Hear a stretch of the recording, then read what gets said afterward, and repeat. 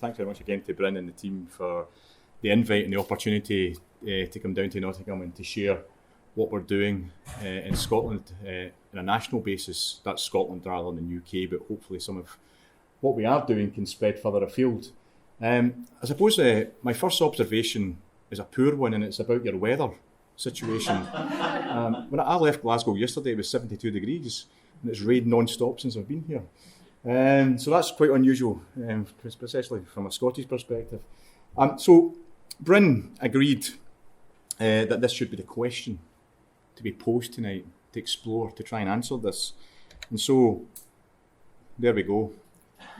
We could quite easily walk away just now. But I think we need to tease that out a bit. Okay? The background to the work that we're doing in Scotland is quite unusual. So I'm based at NHS Education for Scotland, which is the main training body for the healthcare workforce. And so you have a similar body, Health Education in England, although we are multi-professional, we cover the entire workforce.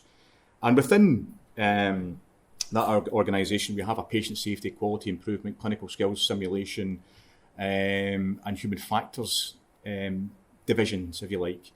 We're all now integrated within the last year, and within that we have a research and development function. And so I lead the Safety Skills and Improvement Research Collaborative. Most of the research that we do tends to focus on safety and tends to take a human factors systems-based approach. Okay, so that's the background, and this is our office in Glasgow. I work in the West region, which is the largest region in Scotland of our organisation, and that's our outstanding building there. And so the kind of short report that we've produced that summarises what we've been up to in the last couple of years this is the title of it: Performing Well and Feeling Well, and taking forward HF integration within NHS Scotland. And so I'm going to tease out the priorities and the work programmes that have accumulated as part of this work. Okay, so I'll give you a bit of background and context to that initially before we go on to answering that question. And answering that question will enable us to focus a large part on those work programmes and priorities. So we've got no proper resource or policy attention to actually drive the human factors agenda in Scotland. And so this is very much bottom up. This is working with people across different NHS organisations, policy makers, people from healthcare education and in the university sector. Where else have we got? Well, we've got some regulators involved. Their logos are not up there. And so we are a bunch of clinicians, improvement advisors, human factors specialists, people who work in risk. And so the whole idea over the last couple of years has been, can we devise a priority plan as such that we could potentially go to Scottish Government to try and give them a wake-up call about what needs to be done from a human factors perspective to improve system performance and well-being across the NHS in Scotland. And so that was the kind of background to that. What I intend to cover today is a very, very quick refresher in what we understand by human factors as a discipline, as a profession, as a practice. Okay, I appreciate there'll be a number of people in the room who'll be familiar with it. And then, as Bryn said earlier, I've got a bit of a penchant for being controversial and provocative, and I deliberately enjoy that. And so I want to put out there some hard truths about the way we think and the way we act in terms of safety within the NHS and also in healthcare worldwide. So I will share experience of what we've done nationally, and I'll be focusing specifically on education and training and a broad-based term of learning from events. We often get confused with some of that terminology. I'll give you some case studies, and as I said, we'll try and get a bit of controversy in there. If I say something that somebody wants to challenge, please, by all means, get towed in and put your hand up. Not a problem to do that. So there we have the official definition from the International Ergonomics Association. So there's a couple of things within that very scholarly definition there of what we mean by human factors. Is the first thing we notice is that the term ergonomics is used also. So for those who are unfamiliar with that, human factors and ergonomics are essentially the same discipline, the same science.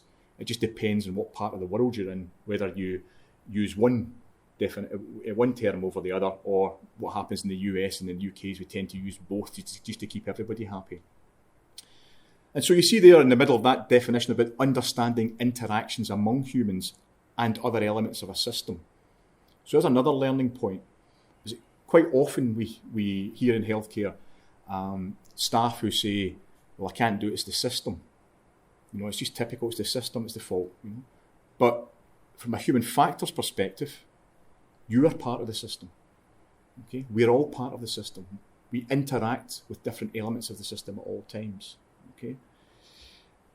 The purpose of human factors is outlined in that definition as well, in what we call the twin aims.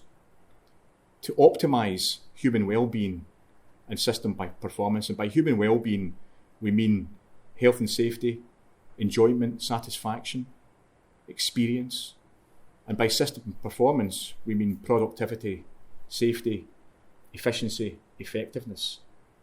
And so at any one time, in any type of human factors projects, we're trying to address elements of both those issues in a joint way. Okay? There's a simpler definition at the bottom there. So designing for people to make things easier, safer, effective and usable. It's probably an acceptable, simple definition there. Now within healthcare, there are a whole range of different professions and disciplines who are interested in improving how human work is done. Okay, so we have here improvement advisors, people who work in risk, people who work in safety, governance, organisational development, human resources. Okay, all of them have something to add to improving how human work is done and to understanding the nature of that work. So where does human factors fit within that? Human factors fits within that because of these distinguishing features. Okay, and this gives it its chartership. This gives it its own right as a profession and a science and a discipline. So it always takes a systems approach, a holistic systems approach, and we'll tease that out a bit more later. It is always design driven.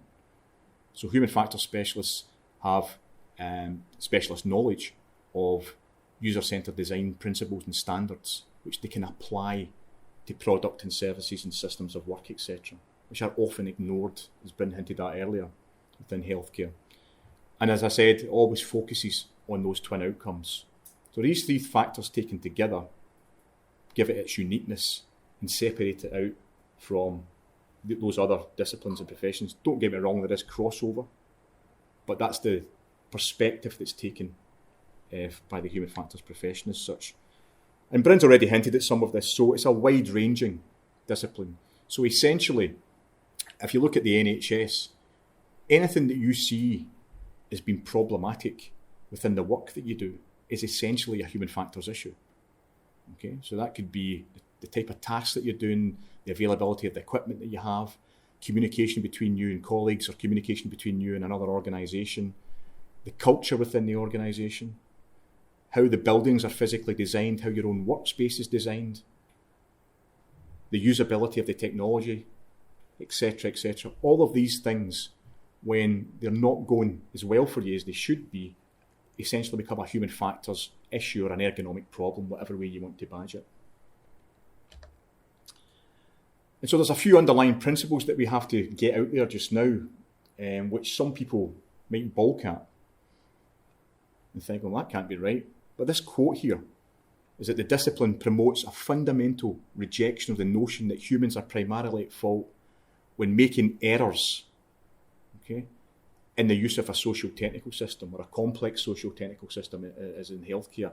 And that's a fancy term, complex socio-technical system, that we give to healthcare. That's the nature of the kind of organisations that you work within.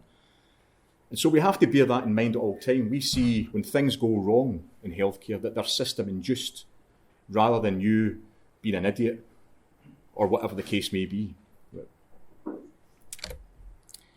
And so to tease out and trying to answer the question then, now we've got some background and context of what human factors is as a discipline, I can give you some examples from experience of why we need training in human factors. Okay, so I'm going to tease out these these 9 hard truths. So brace yourself, especially if you work in one of the professions that's maybe going to get a poke in the eye. Okay, but it's all in. I mean, I come from those professions as well, so it's all in good jest. Okay, so probably the first bit's a bit of a learning point, and for those who are interested to go away and look more into what human factors is about, is that most publications you see in healthcare, either in the academic literature or in policy from the Department of Health or even NHS Improvement, Health Foundation and the grey literature, okay, misunderstand and misrepresent human factors as a discipline. So you need to be extremely cautious about what you read. The majority of what's out there and in healthcare education and training curricula around human factors misrepresents what it's about, okay, at a fundamental level often. And that's nobody's fault. That's not intentional.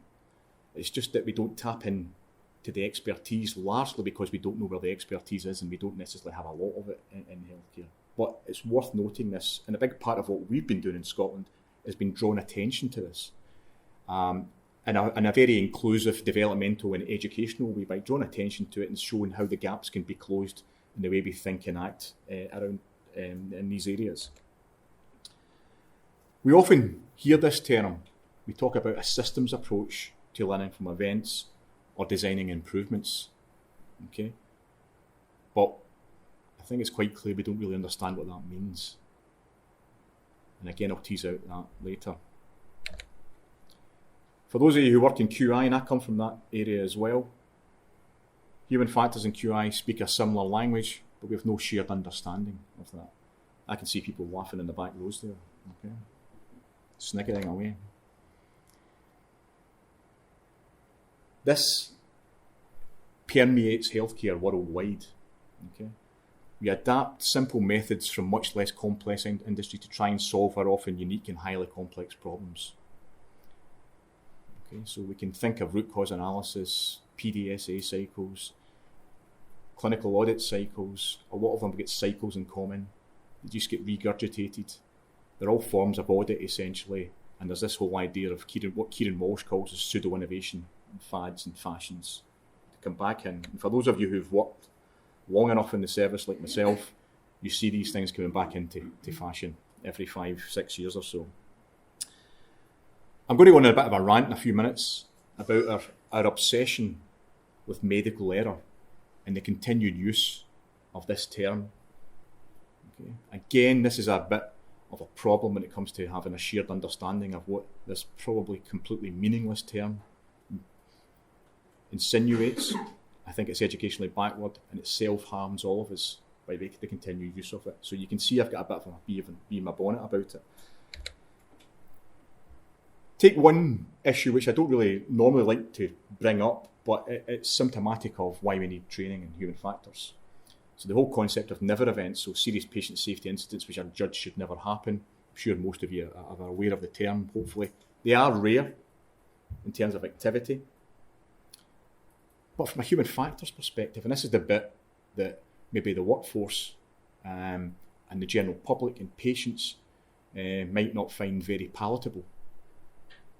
But serious things going wrong is technically normal in a complex system from a human factors perspective. And we need to perhaps deal with that or not. I don't know, because it can be a bit of a thorny issue. And it's a thorny issue made even worse by NHS Improvement in the Department of Health. I just remembered this has been recorded, isn't it? So, in that when they published their literature around the never events, they are quite vociferous in pointing out that these never events should never happen because we have, quote, strong systemic barriers in place. That's untrue. We don't have strong systemic barriers in place as understood from a human factors perspective. We already know what technology harms patients, but we still buy it. Okay. So, very brief case studies to keep illustrating the points about why we need training. Okay. It's all kind of negative nanny stuff just now, but we'll get there in the end in terms of more positivity and encouraging ways forward. So I did a lot of work a few years ago as part of a European Union study on looking at test results management in primary care systems. And only because of that, we get asked to visit a CCG in the north of England, where there had been a catastrophic breakdown in IT systems in a clinical lab in reporting test results to local general practices. And so the CCG had done their own investigation, but it was either NHS Improvement or the Department of Health said it wasn't good enough and that they had to commission an independent review of this, and we were brought in to do this.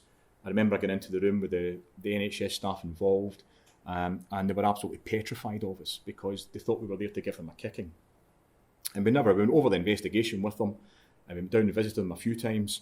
And I think they were very pleased at the end because we concluded that the systems approach that the Department of Health insisted should have taken place didn't take place, but it didn't take place not for the reasons that they thought. It's because the methods and approaches and the thinking around root cause analysis that they were pushing on the team to undertake and perform would never have got to understanding properly what was happening in these highly complex systems. And we did a bit of it to demonstrate it, working with them. And so the feedback was more to do with the Department of Health insisting on concepts and approaches to understanding highly complex issues which are not suitable or not fit for purpose. And I think that's finally been realised with the HSIB, the Healthcare Safety and Improvement branch of, I think that's the right term, we don't have it in Scotland, that are coming round to that way of thinking, that we need to adopt different practices and different concepts because of the sheer complexity of what we're dealing with. Two organisations, one national, one regional in Scotland, you'll have your own here in your own trust. You'll have some sort of variation of a management of adverse event policy.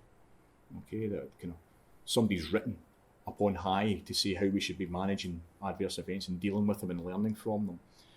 So we critique these documents from a human factors perspective at their invitation, and being absolutely brutal, they were a bit of a dog's breakfast. Okay, but that's understandable because they weren't written by people with up-to-date modern safety science knowledge or some expertise in human factors. And so the guidance that they're given to organisations and care teams and individuals around these important risk and safety issues is just completely misguided, misunderstood, and perhaps even when they get it right, it's 25 years out of date. Okay, but that's good because we know that now, and we can provide information and guidance on how to plug that gap. So we've done it in a few organisations in Scotland. I'm pretty sure that would be replicated across most NHS organisations. The WHO patient safety curriculum. So most universities and perhaps even trusts will take guidance from here on how to teach patient safety. Okay, it's a very good document for about 50% of the time. But when it talks about human factors and systems thinking and organisational approaches, again, it's completely misguided up to front and back to forward because they haven't involved people with the requisite expertise. And you can see that through the people who've authored the document itself. I think they're now beginning to realise that. But yet again, it's another manifestation as to why people who are engaged in healthcare in some way need some training in human factors thinking. And again, just to keep the theme going about QI and the whole idea about failing to treat healthcare as a complex system. We know it's a complex system. We don't think about it or act in that way, as I said earlier. So improvement projects don't take the systems approach. Okay. We often only target single interventions within the system without having that holistic approach and understanding the interaction between the different system elements. There is a domination of these techniques. So linear cause and effect thinking is the opposite of systems thinking. It's okay if you work in car manufacturing industries or even simpler organisations than that. It has its place in healthcare, but it possibly is, you're only going to get limited bang for your buck when you start to tackle some of the more wicked problems and complex problems that we have in healthcare. And just to illustrate it, I was involved in a wrong blood and tube study on blood sampling, or WBITS, a few years ago, and so we had human factors specialists in a few hospitals working with the staff to try and understand what needs to go right in the system to successfully take a blood sample that will be processed and the results given back to the requisite people. And so for 30 years, when we look at the evidence base, we can see internationally a multitude of studies that research this area. And most of them are focusing on taking a QI approach, an audit approach initially, a QI approach laterally, to try and resolve the issue. And they get some traction for maybe a month or so with the interventions that they develop, which are broadly around imploring junior doctors or nurses or midwives to, do ABC or pay attention more, and kind of behavioural type interventions. And that's because they view the task of taking a blood in those simple, linear processes there. So it's a typical kind of process map, high-level process map of how you take a blood sample. But the reality is, if you want to work out what needs to go well in the system that you work in, for that simple task to be successfully executed, then that's the messy reality. Okay? And the messy reality is things like, not every ward has a printer. Not every ward has a printer with ink in it. It's really difficult sometimes to write on labels when you have to do it manually. Some people in the ward don't like taking bloods because they don't think they're good at it, or they don't like doing it. All of these things impact how the everyday work is done, and they contribute to why it goes well, but sometimes why it doesn't go well. And so it's understanding the nature of the system at that depth. Then you can start to think about how we can design it to improve it, to improve the performance for the people who are actually doing this type of activity. Going straight to the improvement bit and overlooking these system deficiencies, you're always going to come back to having a problem, which is what we've seen routinely over the last 30 years in the published literature. So I said I would rant a bit about medical error. Okay, so Al Ross, who I believe spoke to you a few months ago about why we shouldn't teach patient safety. So Al and I work closely together in Scotland, and we're trying to write this paper. So I've been doing a bit of a literature review to find out people, that way you're like a bias, you like to find out people who think the way you think. And so a number of papers where people were been questioning the whole nature of medical error, and there are some quotes that I've taken from the papers. And so my suspicions were always right that this isn't a very useful term whatsoever, but it's ubiquitous. It is everywhere in healthcare and across the media and within the judiciary. The first thing to say is a very simple point about preciseness. Right? It is not medical, for starters. Right? We work in health and social care. So it's completely misleading. It's inaccurate to say that it's medical. The Oxford English Dictionary definition of medical is for the medical practitioners, it's about medicine. Okay? It's broader than that to start with. And the other thing is around the notion of error. Error is ubiquitous. We make mistakes constantly. Another bit I bristle about is we talk about error reporting systems. If it was error reporting systems, we would spend half our day reporting all our errors. It's really the incidents that occur, which may or may not involve error. So we still talk about medical error, but a lot of the time when we investigate when things go wrong, we can't pinpoint a single error. We know something's went wrong because we know the outcome. But when we look back, there's lots of stuff that went on, some of which we can disentangle and try and work it out, but it's not always the case that there was a single person you can point the finger at. Although you can do that when you do root cause analysis, because inevitably you're going to arrive at the last person that touched the patient. Okay. The other issue is the notion of technology. Technology fails us, which causes harm to patients. That doesn't fall within the definition of what we mean by medical error. And so I think that middle quote there about it self-harms the profession to continue to use this, because it's the complete opposite of a systems approach. And the systems approach is what, for the last decade, we've been implored to take when we're looking at safety, risk and improvement.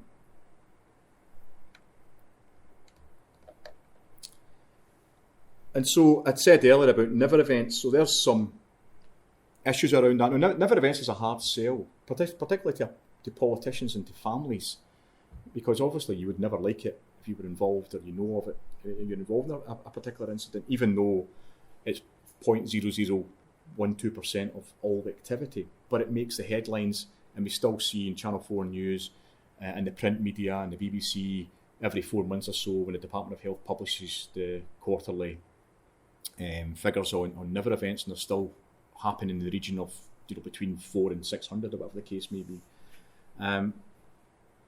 But the whole issue is it's aspirational. It's completely aspirational, and the notion of never or zero is just pie in the sky in a complex system from a human factors perspective. So we need training to understand that better, I think, at all levels. I'd said earlier, this is a bit of work we did in primary care, looking at a so-called never event in primary care, and it's based on a barrier management technique called bow tie analysis, which the Chartered Institute of Ergonomics and Human Factors published last year. And so what that clearly shows you is that quote that I gave earlier about NHS improvements saying there's strong systemic barriers against all the never events, that's why they should never happen, by the way, as they're pointing their finger at you, is that when you subject those strong systemic barriers to scrutiny based on criteria used in other safety critical industries around what barrier management really is about, then you find the systemic barriers that we have failing in all regards. Okay, most of them reach the level of what's known as a safeguard. Okay. There are no barriers in the sense that they would have in safety critical industries like in aircraft or in nuclear power or in oil and gas, where quite a lot of their safety management systems is made up of barriers. The highest level of control you can have is a barrier. Okay. Safeguards inevitably involve people.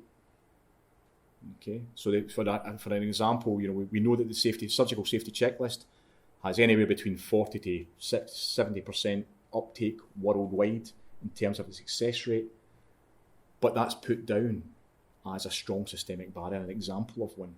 But it's so heavily reliant on people and behaviour that it doesn't even reach the definition of a barrier.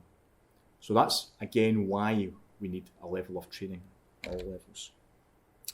So hopefully I've made the case there as to why we need training in human factors, and probably why different elements of the workforce need training in human factors. And so I'd said earlier that we set out on a journey 2 years ago. It sounds a bit like the X Factor there. We set out on a journey about 2 years ago to develop this strategic plan about the integration of priority HF approaches within health and social care in Scotland.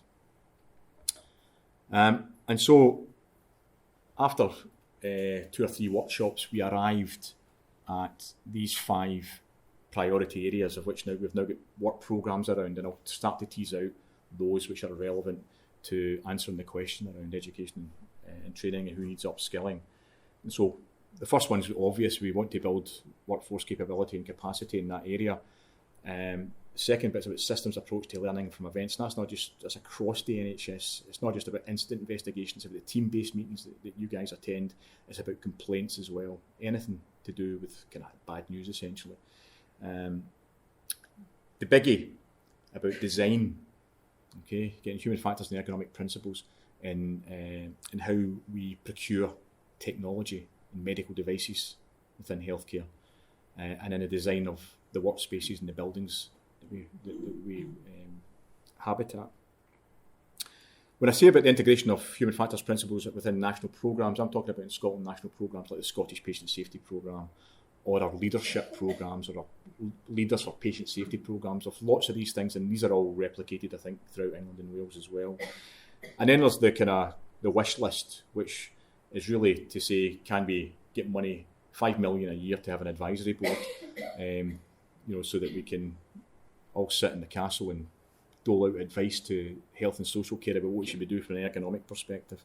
But that's the pie in the sky. Although all of these 5 work programmes, there's an element of education that crosses all of them. And so, in answering that question, who should be trained? So there's some groups in the workforce that could be picked off relatively straightforwardly in some regards, and where we've started to make some inroads. I think the point needs to be made here that, and I come from a QI world as well, is that we don't want to replicate what's happened in QI in England and in Scotland, which essentially is a kind of agenda to sheep dip around 10% of the NHS workforce in QI methods, to try and get those approaches out there in terms of spread and dissemination. That's absolutely fine. But what it does is put the emphasis, or it overly emphasises the importance of frontline staff in identifying and fixing and resolving issues which they don't have the power or influence to do. Okay? Whereas I think we need to balance that with the human factors approach. There are issues around procurement and design which are replicated across the service and which need to be dealt with on a national level to take some of the heat off. Even frontline organisations can't always sort out these particular issues. And so typical people that we'd want to focus in on are obviously healthcare educators. By strategic decision makers, what I'm meaning there is people who work in people who work in boards, or non-executive directors, or members of executive teams. They need to be, and we need to raise awareness there, and we need to influence them in some kind of way. Healthcare educators, I think, is a no-brainer, because we need a train-the-trainer approach, and we need to get it embedded in all levels of education and training. A big one, and some of you maybe here who work in the safety, risk, governance, improvement roles, we see them as being the nearest equivalents to the type of work that human factors does. And so for us, they would be a target group to probably provide advanced training and even encourage eventually to go on some sort of career pathway around human factors. So most of the work we've done, incidentally, has been in the undergraduate, postgraduate training environment, and I'll talk about that in a minute. People who chair mortality and morbidity meetings and attend it need to have a systems approach to understand human factors. Done some work on there. I've mentioned about safety policy leads. A bit of a kind of left field one here. The guys and ladies who work in clinical engineering or clinical technicians, the possibility of doing product evaluation because they know the equipment so well. They're involved in probably giving advice on purchasing it, but also in its maintenance and engineering. So they would be a good group to go at. And I've already had some early conversations in Scotland, which are very positive. And then the people, ultimately we want human factors specialists embedded in procurement departments, which is where we could potentially make a big hit. And so there's a typical kind of educational framework here about train the trainer, and people at the bottom needing to know at least something about it in terms of awareness raising, all the way to expertise at the back. That's just a typical approach of how we might divide the workforce into who needs to know what. Okay. For those who are interested, we've already developed some taster workshops on human factors. So we've got half-day workshops running routinely in Scotland. We're willing to share those materials with you. We also have an e-learning programme. We're willing to share that with you, give you access to the programme, or give you the storyboard and you can adapt it yourself. We've got guidance produced for those strategic decision makers with you. It's in draft form, and again, we're willing to share that as well. So what programme one, in terms of capacity and capability, so undergraduate and postgraduate training, that's the bit, because of the nature of the organisation I work in, that's their priority. And so we work very closely with the colleges and with the universities. And so we realise we need to design fundamental human factors principles that can be picked up at all levels of education and inserted seamlessly and embedded seamlessly within healthcare curricula. And that's something that we're working on, and Nottingham are working with us on that as well. Where we've started to show what needs to be done and how it can be achieved is through the reviews of various curricula. So you can see there some of the work that's already been started, and we've already published some of that. Okay. So what we're trying to demonstrate is to the different professions is what human factors is firstly, and again how it can be seamlessly integrated within what you already do. Certainly I'm trying to avoid the whole issue of a bolt-on. Okay. And so the one success we've had is in GP specialty training, where we took apart the curriculum, and embedded core human factors principles and methods within it so that trainees could evidence what they're doing. So it's been done in a seamless way, and we probably don't even have to mention the term human factors within the curriculum, because all the concepts there they'll recognise as being important to working in a complex system and managing and leading and functioning in a complex system as well. And so we demonstrated how that could be done, And we're doing that, as I said, with other Royal College curricula, and we hope we can get a kind of head of steam going with that. We've also got some fundamental principles aimed at educators as to what human factors is about and where it could be integrated as well. And so there's some other work that's already been done, some early work again in the pharmacy professions also. So the wider workforce, okay, so we're still in how can we build capacity and capability, who needs to be trained. So we've got the introductory guidance in draft form, as I said, and we'll be sharing that with Nottingham. I mean, the obvious one is we want trusts and boards, in my case, to directly employ human factors specialists in the same way that you guys have done, which is wonderful, because nobody else has done that. I think there's one employed in Birmingham, and there's one employed in the Scottish Ambulance Services in Edinburgh. And they're the only two, apart from the three guys you've got in the health service, who are purposely employed because by profession they are ergonomists and human factor specialists. Okay. So Steve Shorrock, who some of us know here, who works in Eurocontrol, the body that oversees the air traffic control across Europe, they have somewhere in the region of 8,000 employees. The NHS in the UK has somewhere upwards of 1.5 million employees. So we can count the number of ergonomists we have in one hand. They've got a team that ranges between 38 and 44 at any one time. We work in a much more complex system, much more safety critical system than they do. So that gives you an idea of the gap that has to be closed. So there's other target groups there. So I'd mentioned earlier about risk and safety improvement professionals. So we probably need to call it out to some extent, but if you compare those, not all of them, but many of the people who are employed in clinical risk and patient safety positions within the NHS, then if you compare them to their equivalent occupational roles in other high-risk industries, you will see that in the other high-risk industries, they are qualified in safety and risk. They are a member of an appropriate professional body and receive CPD that is relevant to their job. And most importantly, they are regulated in the same way that clinicians are regulated. Okay? But in the most safety critical industry in the world, we don't have that. And so we need to focus on to further professionalise those who work in risk and safety and give them due focus and attention to help them on a career pathway, which will professionalise what they do in terms of the advice that they give out to NHS organisations. And so we're in early talks with the Chartered Institute of Ergonomics and Human Factors around what that might look like in terms of testing that out. We've got the idea of developing a human factors toolkit, again with our colleagues here in Nottingham. I'll speak about that in a minute. So that's about, can we give tools, concepts to people who are non-specialists that they can apply in the workplace in the same way that we apply quality improvement and other techniques.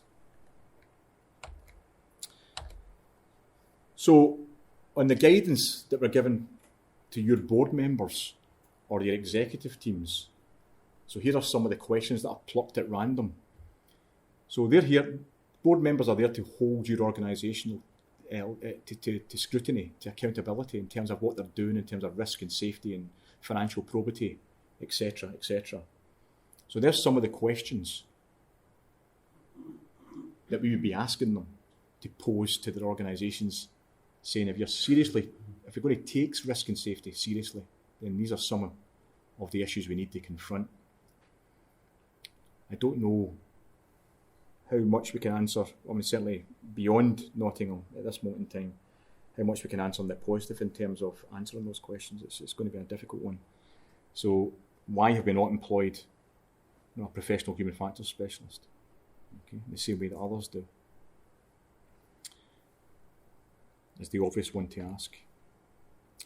And I mentioned the toolkit, so here are some of the techniques that can potentially be applied with very minimal training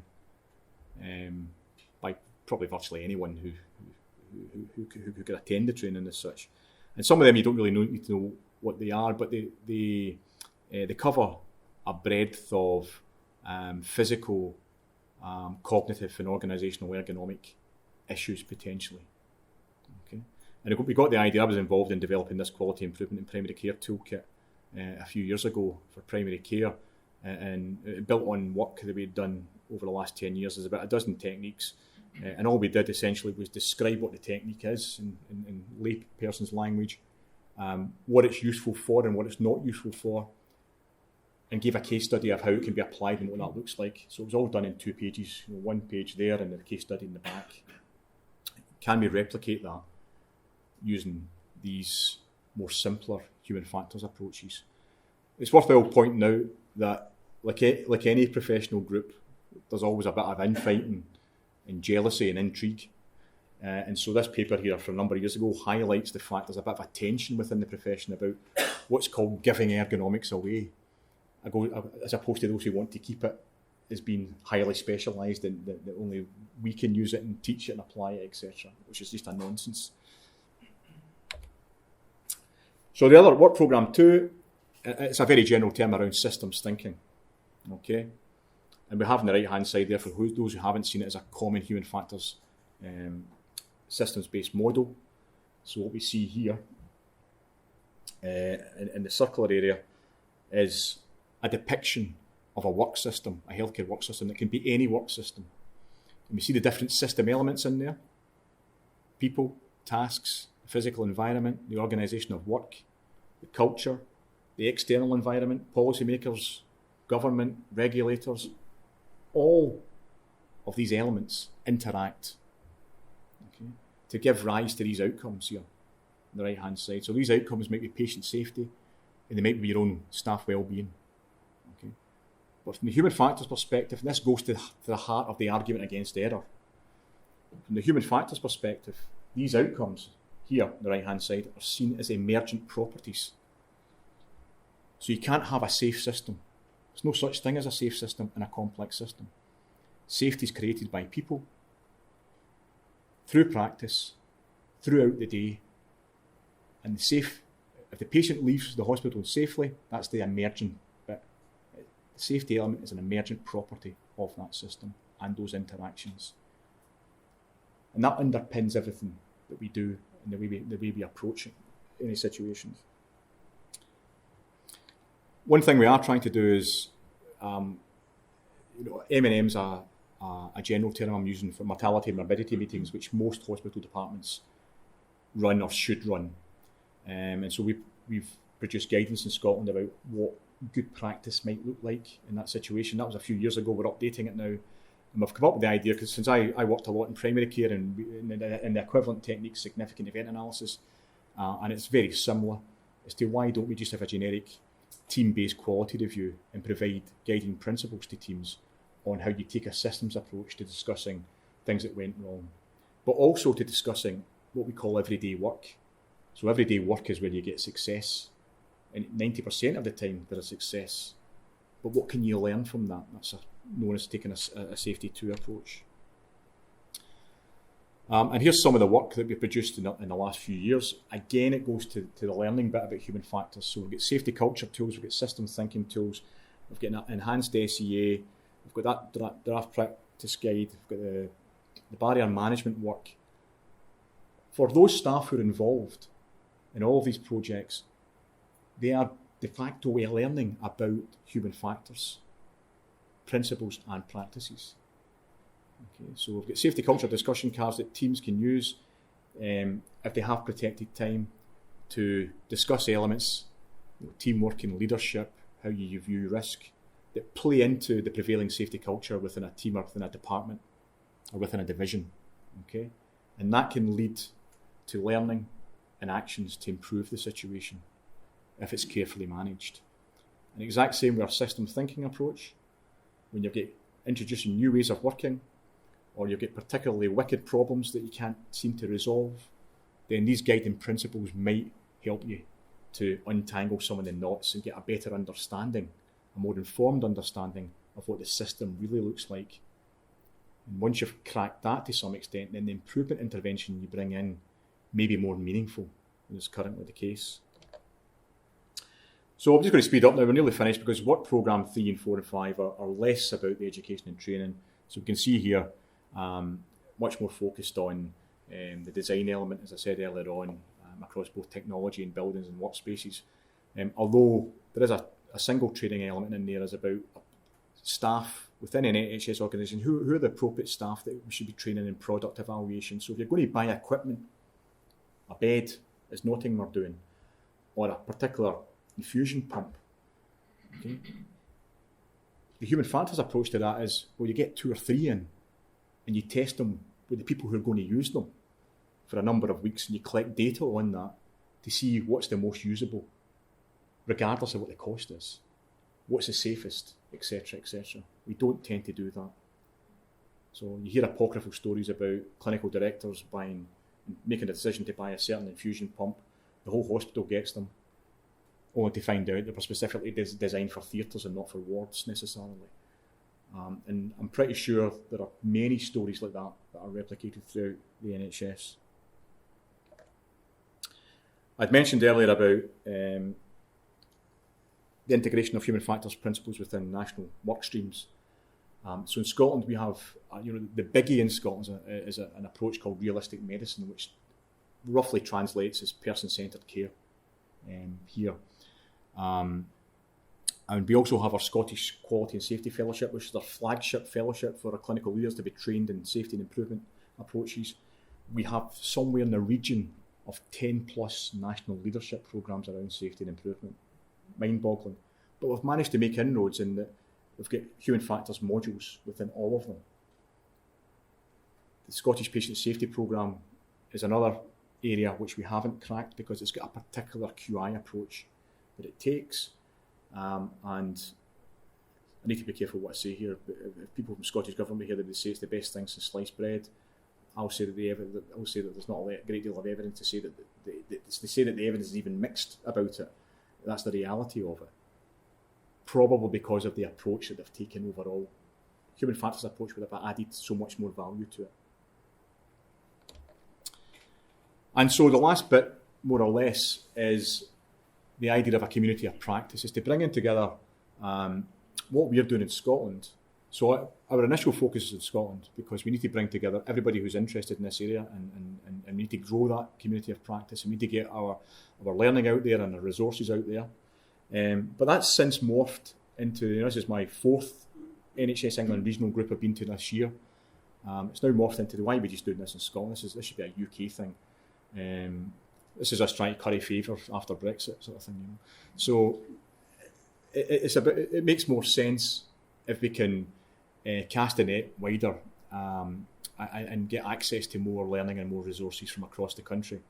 And so we have an online resource which has already been built just now, and we can quite easily turn that into from a Scottish intervention to a British intervention, no problem at all. Okay, so there was a question at the beginning about who should be trained. And I think everyone needs to have an element of knowledge around that. Now, it might not be that they need to know what human factors is. It might be that everybody knows how to manage their own risk within their own workplace. And the bit I would like to get across is that they understand how to take a simple systems approach to it. So in the same way, if you like a parallel, for those who know about QI and PDSA cycles, that the bread and butter often of QI approaches is understanding a PDSA cycle. You test it out. Understanding the whole idea of systems thinking is roughly parallel to that. It gives you a broader perspective. That's something I think we could get a bit of traction on in terms of spreading that idea across the workforce. But these other groups need more nuanced, more advanced in some cases, training in different human factors concepts because they're dealing with different problems and different issues. And so I would be keen to know if anybody agrees or disagrees with that, or they think there's important groups that they've missed out, or there's anything you think you fundamentally disagree with. Interesting to know. So thank you very much indeed.